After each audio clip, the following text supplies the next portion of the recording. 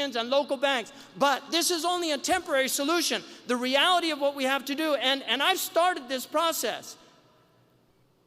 We all have to do it. You have to move your money, get it out of these multinational banks that are, listen, if you want to understand what happened in Egypt, what happened in Egypt, Tunisia, Syria, all these places, it's directly related to what happened on Wall Street.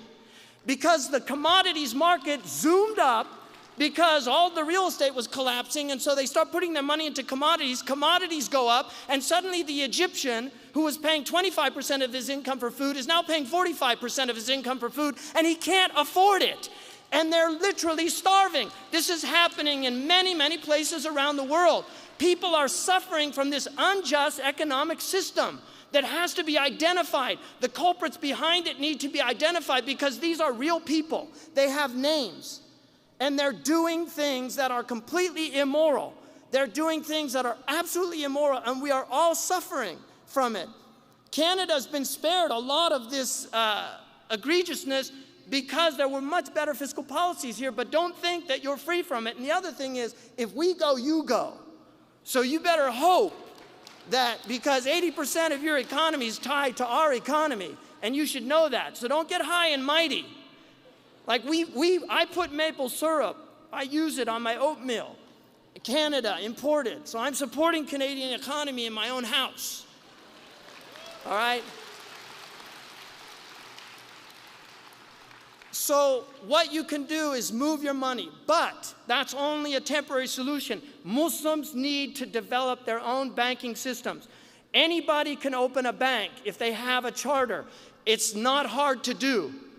And banking is the biggest scam that's ever been perpetrated on people. Really, if you understand banking, you will be amazed at what they get away with, because this is the only private company that can create money out of nothing. We all have to earn our money. They just literally create it out of nothing. And so you need to understand, we as a community need to open banks, but they can't be like some of these shifty, shady things that are going on, Sharia compliant, quote unquote, right? And Canada has already tasted the bitter brunt of that, all right? So we have to really, we have our own banks. The other thing that we can do, we have over 50,000 doctors in the United States of America, and you've got many Muslim doctors, 50,000 Muslim doctors.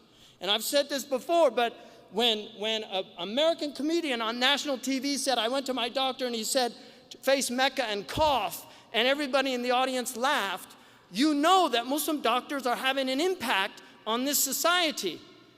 People put their lives in the hands of Muslim doctors every day. Muslim doctors are paying hundreds of millions of dollars in insurance every month. Who are they paying it to? They're paying it to Blue Cross. I thought we didn't believe in crosses. Really, they're paying it to Mutual Insurance. They're paying it to all these companies. We have a system called takaful, which is superior to this insurance system, where you're investing your money. And then if something happens, then the money comes out of that. This is a superior system. You would get people from other faiths and non-faith people, they would want to be part of this because they wouldn't be just losing their money every month, but getting something back. We need Muslim insurance companies. All you people in here are paying auto insurance. Where's the Muslim insurance company? That could be a non-profit insurance company. That could be giving back to the community. Where is it? Where's our creativity? Why aren't we thinking economically? We're literally spending, we are spending so much money on these societies, and what are we getting back for it?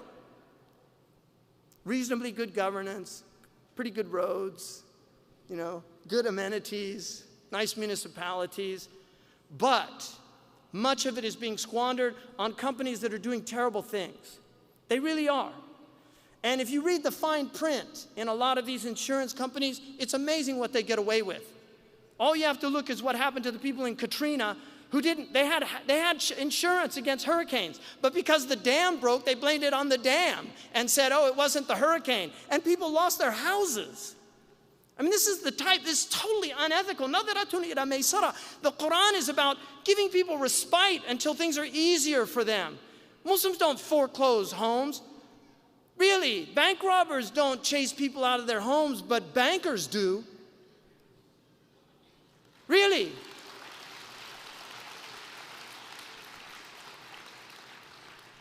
It's amazing what they get away with. Woody Guthrie, the great American poet, said, some will rob you with a fountain pen, some with a 6-gun, and some with a fountain pen. I mean, people were completely robbed.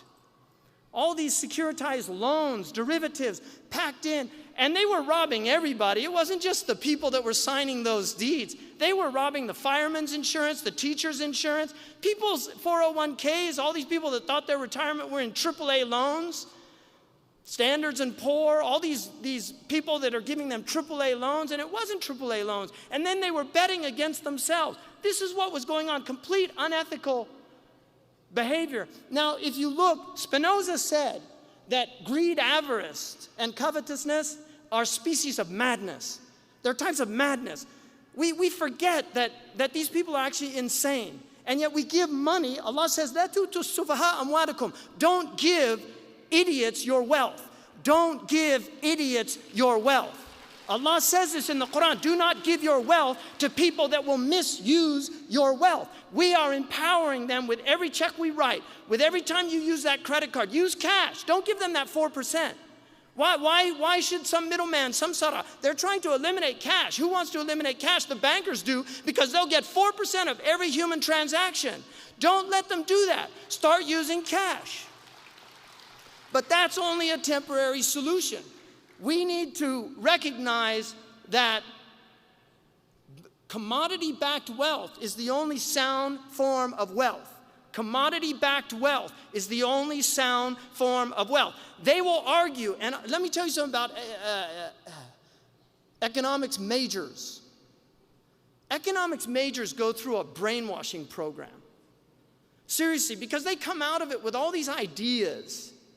And if you try to say something like, we need to get back to a bimetal economy. Oh, no, that's passé. They got rid of that.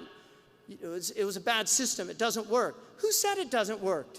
It worked for thousands of years. Human beings traded in gold and silver for thousands of years.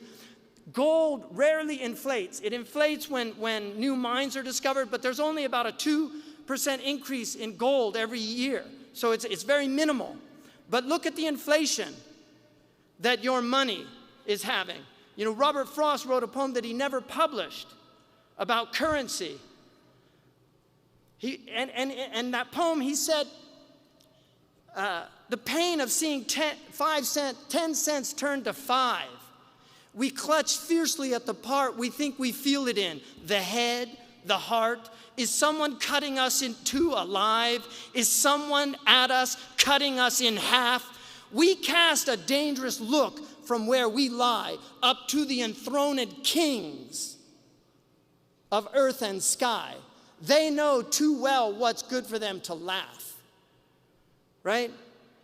He was talking about inflation, 1919, inflation. When Woodrow Wilson, to pay for all the war problems, printed up all of this money, inflating the currency and paying. That's why do you think the Chinese are angry? Because they're seeing all of that money that they're holding is being inflated. They know what's happening. There's a book recently out called Currency Wars, threatening about the collapse of the dollar and the fact that we're in a currency war. What's going on in Europe is a currency war against the euro. The euro is being destroyed. The yen, the dollar, the euro, the mark, these are the global currencies, and this is happening all around us. And yet we remain oblivious to it because these currencies are fiat currencies that have no intrinsic value. Intrinsic value is in gold and silver. At the time of the Prophet ﷺ, gold and silver, it was a 10-to-1 ratio. At the beginning of America's bimetal economy, it was a 14-to-1 ratio under Hamilton. In 1873, they prohibited silver as a monetary means of transaction. Why did they prohibit silver? Because the bankers knew that there's more silver than gold. They wanted payment in gold because farmers and poor people could pay with silver, and it was like having an easier way of paying off their debts. And so they actually outlawed silver in the United States in 1873.